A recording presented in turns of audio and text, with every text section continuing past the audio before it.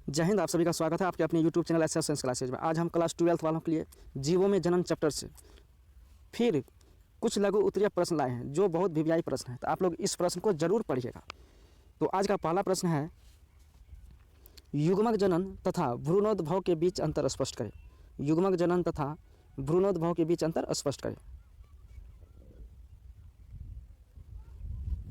तो आंसर में है, युग्मक जनन तथा भ्रूणोद्भव के बीच अंतर निम्न है। तो युग्मक जनन में पहला पॉइंट है, युग्मकों के निर्माण प्रक्रिया को युग्मक जनन कहते हैं। युग्मकों के निर्माण प्रक्रिया को युग्मक जनन कहते हैं। भ्रूणोद्भव में पहला पॉइंट, जायगोट से भ्रूण बनने की प्रक्रिया को भ्रूणोद्भव कहते हैं। जायगोट से भ्रूण बनने की प्रक्रिया को भ्रूणोद्भव कहते हैं।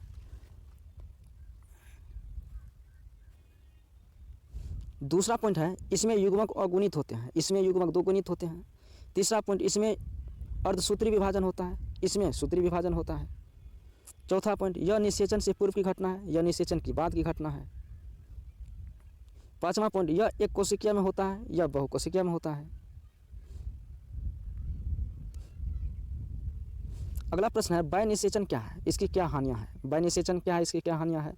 तो आंसर में, जब निषेचन की क्रिया शरीर के बाहर होती है तब उसे बाह्य निषेचन कहते हैं। तब उसे क्या कहते हैं, बाह्य निषेचन कहते हैं। बाह्य निषेचन कहते हैं। जब निषेचन की क्रिया शरीर के बाहर होती है तब उसे बाह्य निषेचन कहते हैं। इसकी हानियां निम्न है।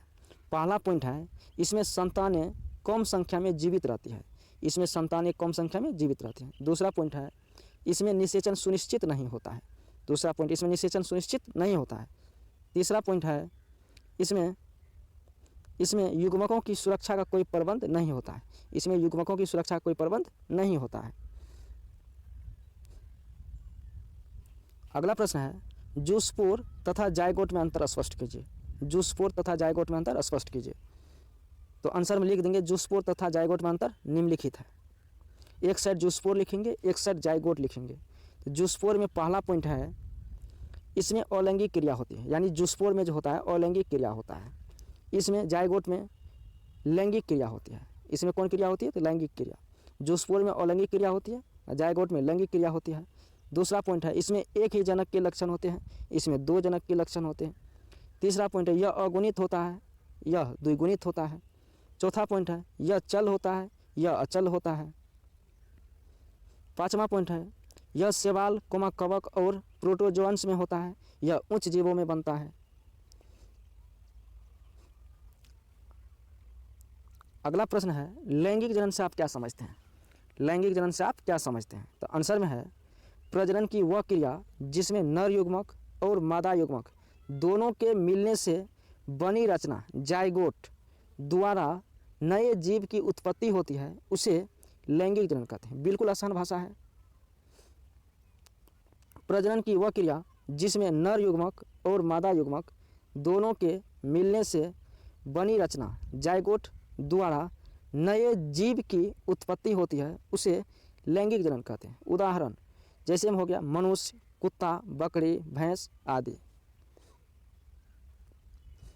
अगला प्रश्न है, अलैंगिक जनन से आप क्या समझते हैं। अलैंगिक जनन से आप क्या समझते हैं। तो आंसर इसका, प्रजनन की वह क्रिया जिसमें नया जीव एकल जनक से, यानी एक ही जनक से बनता है, उसे अलैंगिक जनन कहते हैं।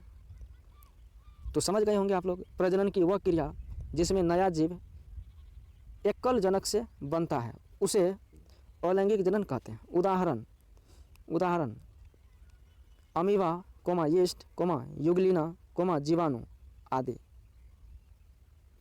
तो इन सभी में अलैंगिक जनन होता है, इन सभी में लैंगिक जनन होता है।